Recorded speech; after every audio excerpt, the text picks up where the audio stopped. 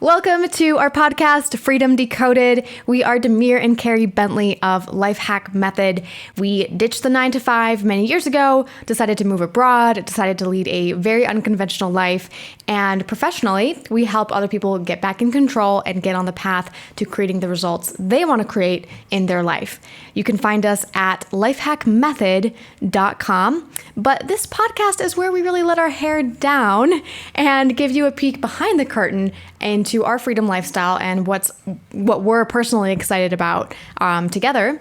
And today we're going to be talking about a great subject, which is our experience starting a business together as a married couple. I love it. We get this question all the time. And we get it in different forms, like, tell me about your story working together. Do you have any tips working together? But I think underneath a lot of it is sort of like, is this a train wreck waiting to happen? Yeah, like, do you like working together? Yeah, do you wish you hadn't worked together? It's almost like asking somebody, now that we've got a business that is really successful and it's based on like us, we're both in the brand. It's almost like asking somebody if they wish they hadn't had a child. It's like, what are they supposed to say? Right. They have to say it. They have to say, yes, I'm glad I had that child. But no, for real, we are glad we had our child. and I'm really like ecstatic that we work together. Yeah. I have to say, I made some bad choices in my life. I mean, I'm sure other people have made worse choices, but I've made some bad ones, and this is definitely not one of them. No. However, I also don't think it's a blanket solution. So today we're going to talk a little bit about maybe, we're definitely not here to tell somebody that it should or shouldn't work for them. We're just going to share our experience and what led us to the decision. And maybe the truth is we do have a couple tips if somebody is. Yeah. It's almost it's more like what it is that does make it work for us, that it may or may not work in the same way for other people, but it's just what is working for us. I feel like working together is sort of like acting. Nobody would tell their kid, oh, you should go be an actor. But then if your kid is like determined to be an actor, then you sort of have some tips and tricks. So yeah, that's a good analogy. There's going to be people who, no matter what we say, are going to try to work together. And there's going to be people who won't even try it. So for those people who are absolutely determined to give it a shot, then we're going to give you some tips. Yeah. Well, I think the first place to start is how we even came to that decision, because it was not made impulsively. In fact, we had many years together where we were not working together. We had separate careers, separate jobs. Yeah. Completely separate careers. Actually, they were in no way related. Not even close. But that is actually how we met. We met through work. Not working at the same job, but your company that you were the CEO of, a tech company, was contracted to work with my big corporate company. And we ended up collaborating on that project very professionally. Collaborating. You were my boss on that project. I was the boss of the project. That was so kind of you to say collaborating. No, you were my boss. And, interestingly enough, there was only one person on your team that was absolutely against working with us. And it was you. Me. Yes, I had a bit of an embarrassing moment where I got a talking to from my bosses, actually, because I voiced my concerns about working with Demir's company and was promptly shut down. They're like, this is going to happen and you're going to manage it. And your next promotion is riding on how well this project does. So no, but from my perspective, I didn't know any of that happened. So from my perspective, I just loved working with you. Maybe some of my team members didn't. I know some of my team members were a little bit like, quote unquote, scared. They were scared of getting on calls with me. I'm very friendly, okay? It wasn't like that you were unfriendly. I think it's just that we were a tech company and we were, trying to fake it till we made it. Yeah. And you could tell, and you were asking very probing questions.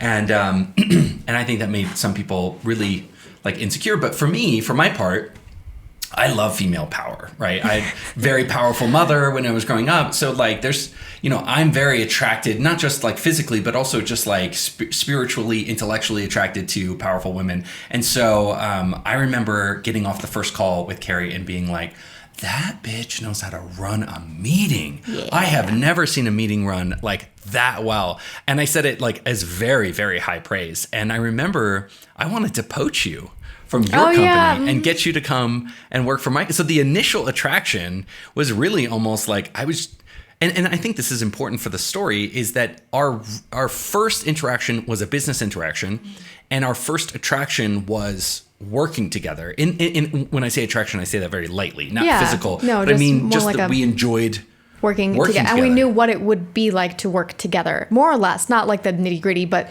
it's not like we were starting from having met in a bar and having absolutely no clue what it would be like to work with each other to then working together. It was like we understood how it was. We understood each other in a professional context. And even after that, it's not like we just decided to suddenly start a business.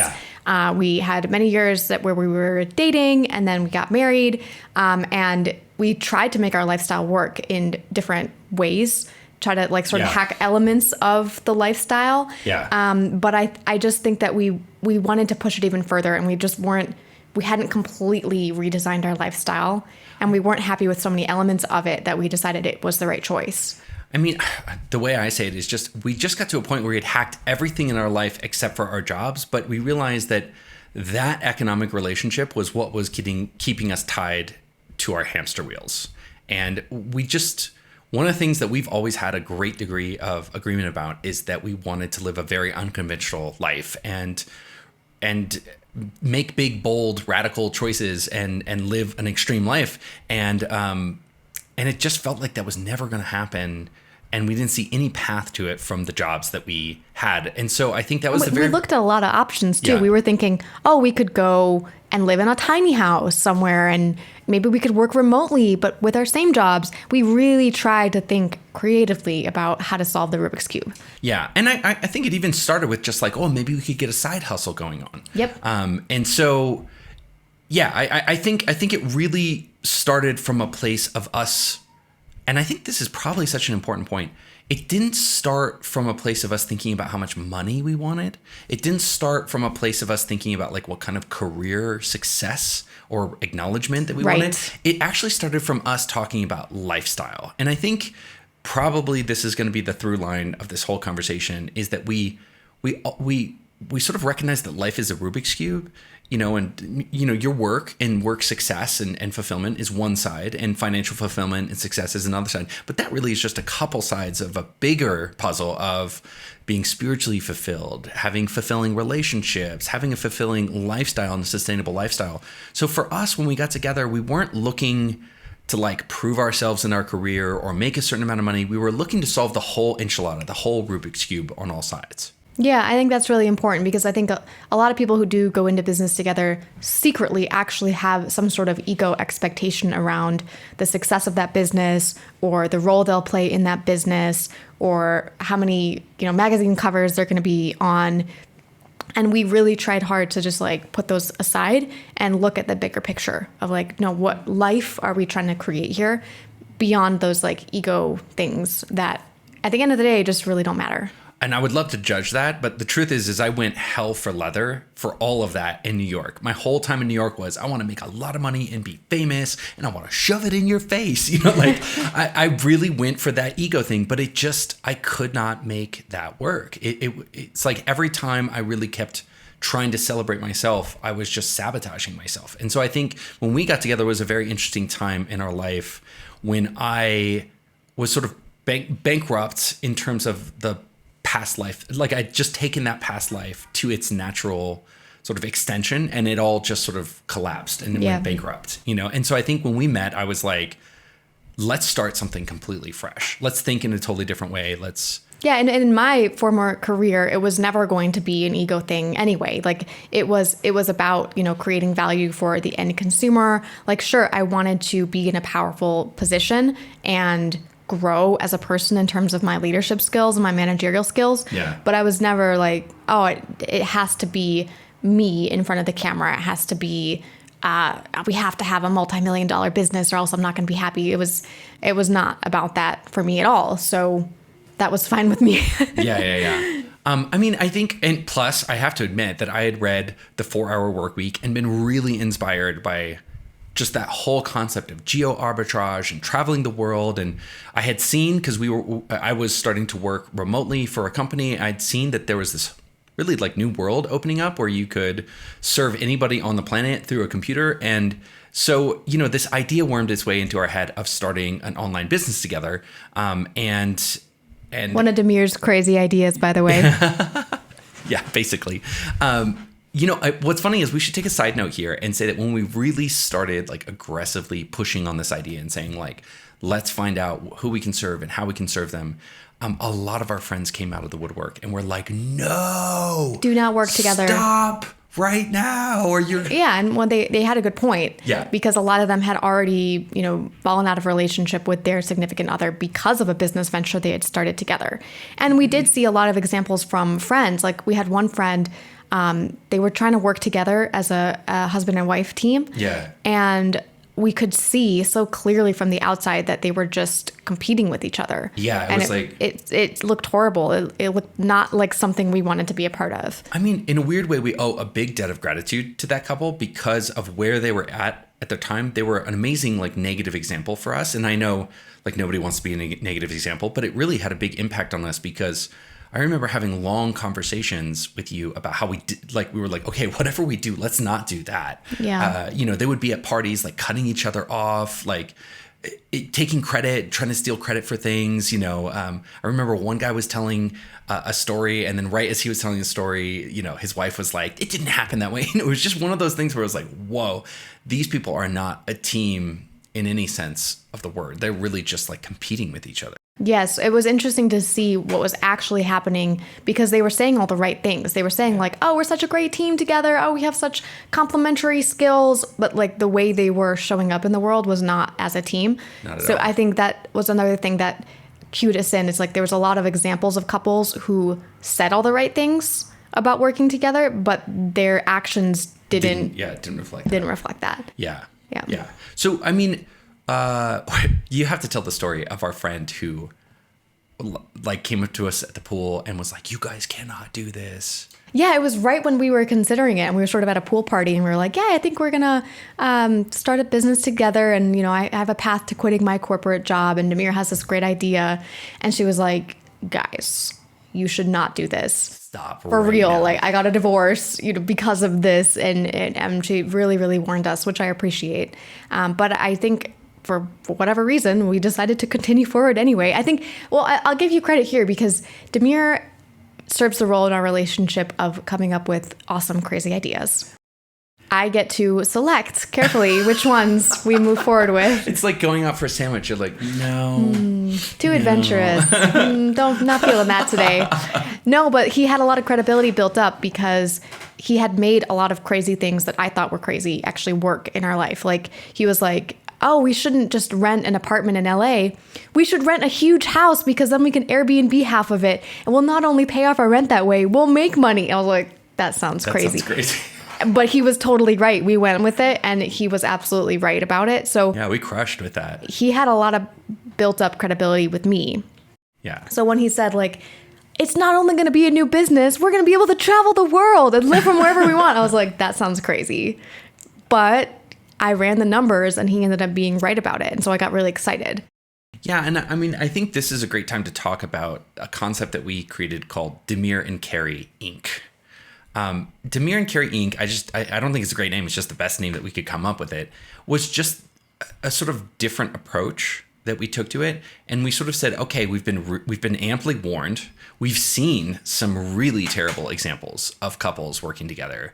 And we don't want to be one of those cautionary tales. So we sort of got together and boiled down like, okay, well, what do we feel like is wrong with that? And how do we feel like we could solve it? And probably the short version of thinking about Demir and Carey Inc. is that instead of thinking about Carey's career or Demir's career or our bank account or any other like sort of single dimension indicators of success, Demir and Carey Inc. is about the whole ecosystem. It is about Demir and Carey's life together. So when we started a business, we didn't really start a business. We started a business that was really a vehicle in a container for us to achieve our coolest, best lifestyle where we had the most, where we optimized everything that was important to us.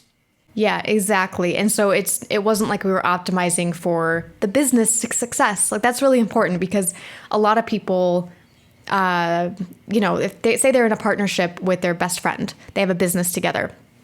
And they're like, yeah, we're such good friends. Like, we put our relationship first.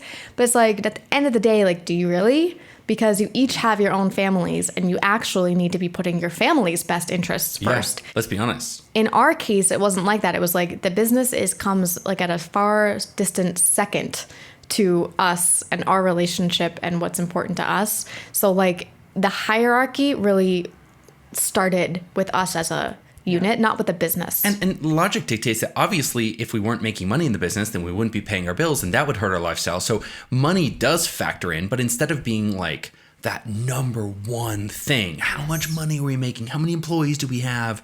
Are we on TV? Are we being invited? Like these types of indications that, let's be honest, we tend to value above some of the more meaningful stuff.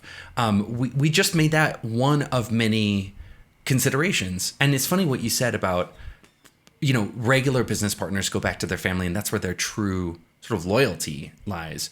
I had a very vivid experience of that because I went into business with my best friend, and we talked a lot about being family. But when push came to shove and the business went under, I realized that I was not in his family. I was on the outside of the family. Mm-hmm. And that was like really sort of alarming and saddening to me because I really was in that place. But I think it's just right and natural that somebody will put their family first. You have to. Yeah. Yeah, you have to do that. And so I think for us it was exactly that. It was like, hey, if we end up making $1 million, but one of us is miserable in the business, that's not okay. Yeah. Like, and there's been times in our business when one or both of us has been unhappy, mm-hmm. and we treat that as much of an emergency for our business as like our lead funnel stop working, or right? as somebody getting sick or something. It's like nothing else matters except for that at that point. Yeah.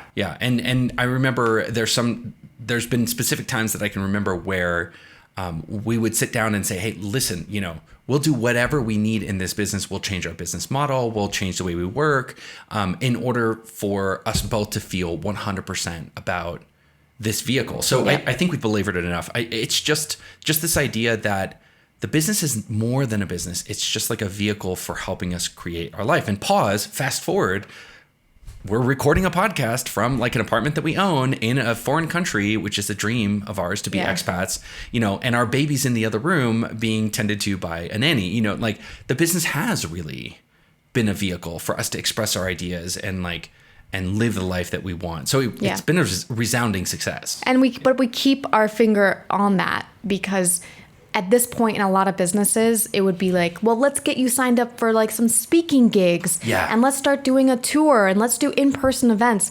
And all of these things would sabotage our lifestyle. And so a lot of people think we're crazy for turning down these like tens of thousands of dollars we've been offered to do these like keynote speeches and stuff. But we're like, we don't have that because our Demir And Carey Inc. comes first. We understand very well what that's going to do to our lifestyle. Yeah, like a fundamental tenet, and people are going to laugh so hard at this, a fundamental tenet of Demir And Carey Inc. is that I get to take a nap every single day at 2:00.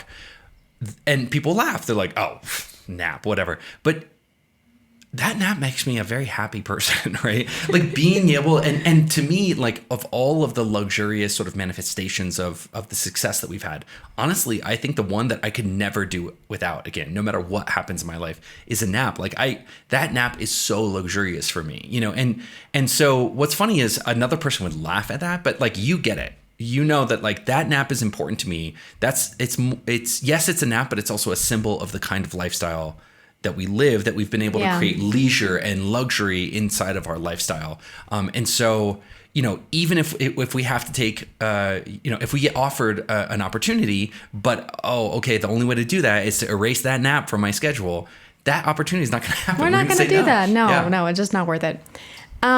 So let's talk now about what we think makes it work for us to work together. Yeah. And it's not necessarily a personality thing because our personalities are very different.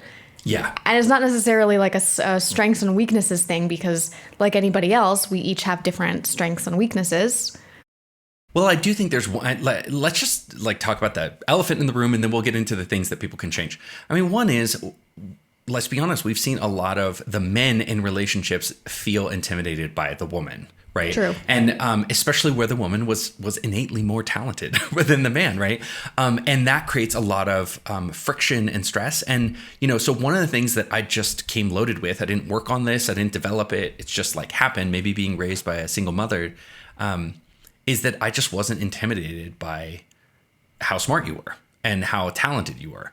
And that doesn't mean that like you're the center. Obviously I know how I contribute to the business, but I think, often we have seen that where the breakdown happened comes around like right when that woman is about to step into that spotlight. Yeah. The man is like, no, like you've never ever stopped that. I mean, even you are sort of the face of the business. You get a lot more time in front of the camera, which is how we like it. But there was one time when we got picked to be on a really big podcast. Yeah. And the person asked me to be on it. And it was sort of like a moment for you where you were like, oh no, like I want to be on that. Like and I did. I really wanted to be on that. But even though you wanted to, you were like, no, like this is Carey's opportunity. And you really helped me work on my talking points and you practiced it with me and you celebrated me. And so it's like and you ended up, and I crushed it. And you crushed it. But that also really helped me because if you hadn't been willing to step in and help me, I would have felt like bad. I would have like tried to ask her if you could do it instead, or like the talking points would not have been as good, And so like I knew like us as a team showing up in that way really. And then after that I was like, oh yeah, I don't really like doing that stuff. Have those. Now you're like, people can ask you all you want. And you're like, oh no, I don't want to do any podcasts. Yeah. But so let's just put that one out of the way and just say like, hey, I think the man in some of these relationships really needs to check his male ego. And I'm not trying to be politically correct here. It's just like straight up, we've seen it time and again where, you've got this tremendously talented woman and like the man is like really feeling threatened when she really steps into just this like moment of greatness, So you've just got to be there rooting for them, and I really feel like we've got that in a relationship where, it's like, it's that tag team WWE wrestling where I'll tag you in and then you'll go and body slam somebody and you'll tag me in, and it feels like we've really got that sense of partnership. Absolutely. Yeah. And a lot of things, like it might look like it's just one of us doing something, but it's actually both of us. So like you might be the one showing up and delivering the training live, but I was the one who created the slides and the script beforehand. Exactly. It's like, and we don't care. I'm like, okay, I don't care if he's the one delivering that because like he is the star in that moment. Because I don't want to do that. Yeah. It works well. And then before that, you were like, I don't want to be the one creating the script and the slides, like I was like, great, I'll do it. Yeah. So finding those ways to contribute where we can have the most value and really being happy with our roles. Yeah. So, I mean, I would be remiss not to point out that we did do lots of personal development before we came together. Yep. We did Landmark together. We did MITT together, which is basically like another version of Landmark, but it's in LA. We did Unleash the Power Within, the Tony Robbins program together. Basically, any chance we get. It's been a little harder Yep, it's been a little bit harder due to the pandemic. We love group training programs, but obviously not really possible right now. But we do try to do a lot of personal development together, so that we can grow as a couple. Yeah, and we'd done it before we came together, so I felt like, that really helped. First of all, it just helped us to see where our particular blind spots and demons were. Yeah. And let's be honest, we all have them. So I think you having a little bit more awareness, like I think one of my favorite things about you is you'll call your own fouls and you'll say, okay, I'm doing this right now. And that, even just that little bit of saying like, okay, she's doing it and I have to deal with it, but she recognizes that she's doing it. And I think that bit of recognition goes a long way. It really goes a huge way. And of course, like the communication skills that we built up. So, there's nothing much more to say about that except that we invested in personal development. It takes continual effort though to continue to show up, and because we keep on changing as people.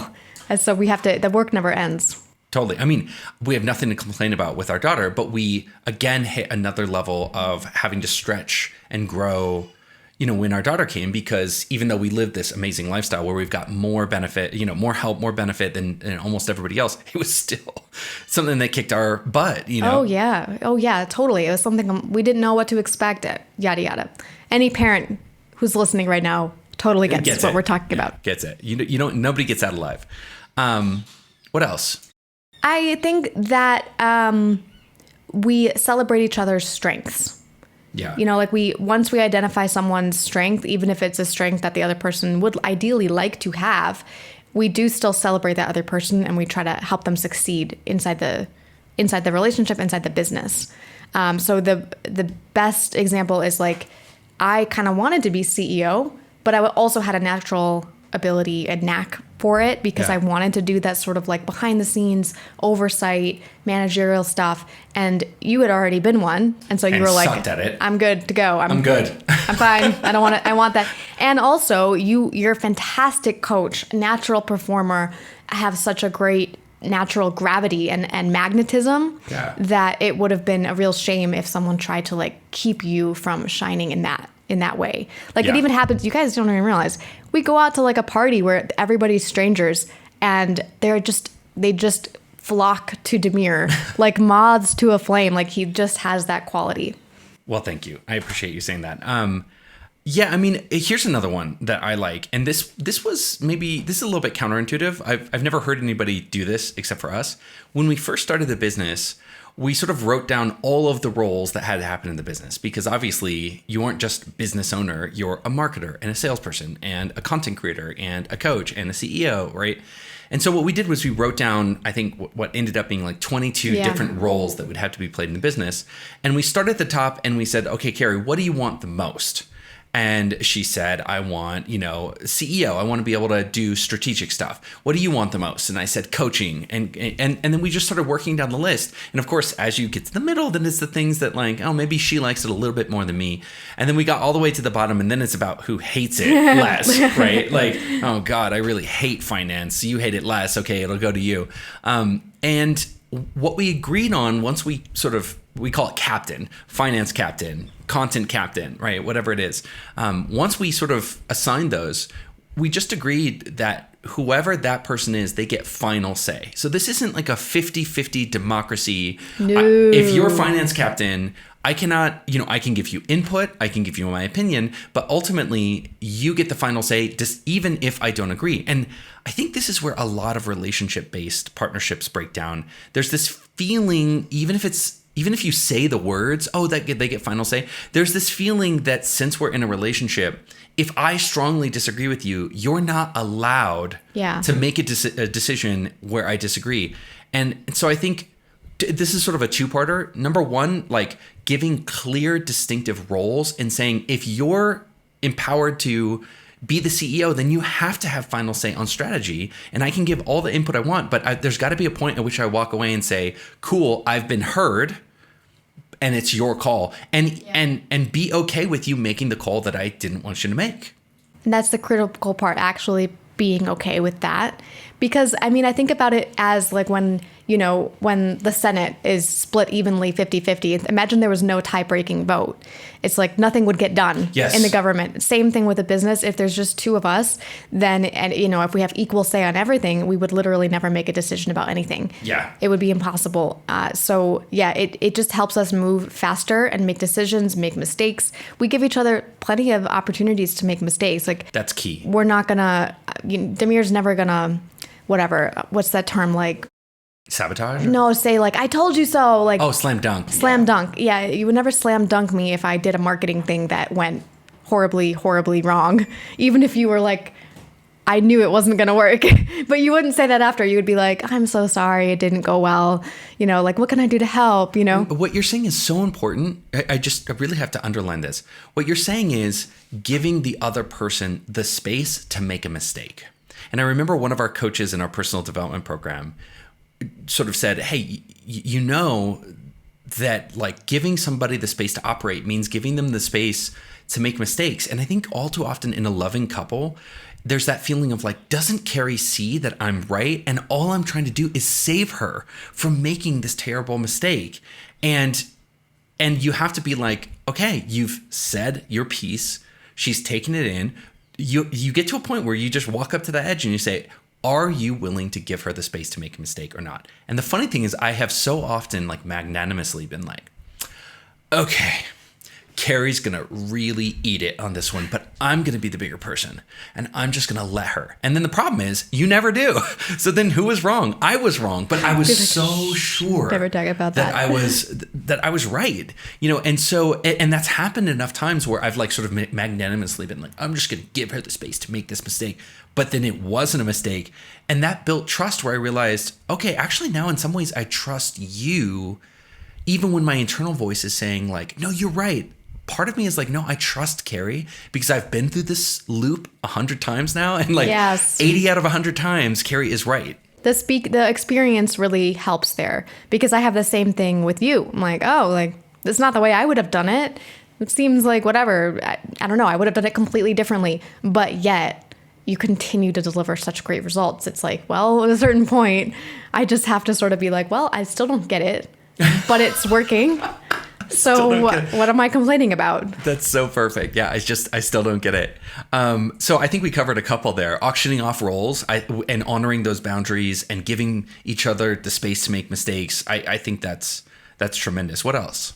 I think also the fact that it wasn't one of us coming in with some existing knowledge about like how to start a business or how to run a coaching based business and the other person being more in a learning role. It was like we both sort of gave up our previous careers and started something new together, which neither of us had any experience in to speak of, more than just, you know, the experience you get being a professional. Like if you peeled off from craft and became like a marketing consultant and then I joined you in that role, you would have been the expert and I would have been like the neophyte. Right. And that would have always sort of like plagued us. And I've seen couples who work together and in a weird way, like they've both been in the industry for like 15 years, but one was in like 2 years before and they still carry this sense like, oh, well, this person's the expert and I'm just like the writer or like I'm following along. And I think like you said it perfect because we both left our career capital behind and started something new. Nobody was the expert. Yeah. And so that really helped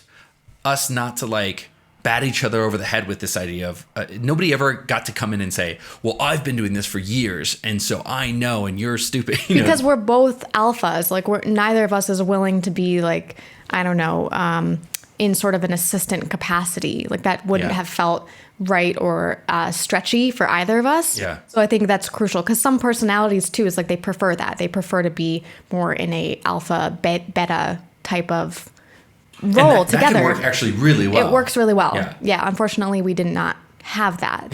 So we had to come up with a different way to approach it. Yeah, I think it works. I think it works really well when you, and let me just back up and say, I think in a marriage, you have to mythologize the other person a little bit. Yeah. You have to keep some of like when you first meet, that person just seems like magic. You know, they're just like, they walk on air according to you. You're just like obsessed with them and you just think everything's so great.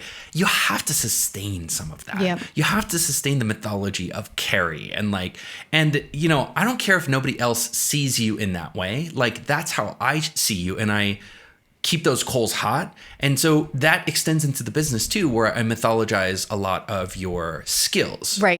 And celebrate your skills and build you up in that way. And I won't say that you don't deserve it, but frankly, I don't care if you deserve it or not. Yeah. That's irrelevant to me. Like it's necessary for us to work together, for me to just put you up, not on that high pedestal, but to really mythologize you a little bit and be like, this is what's awesome about Carey, and this is what she does better than anybody else in the world. And it's like, have I really measured you against everyone? Like, no, it's like, no, I don't care. Yeah. Right. Yeah, totally. Yeah.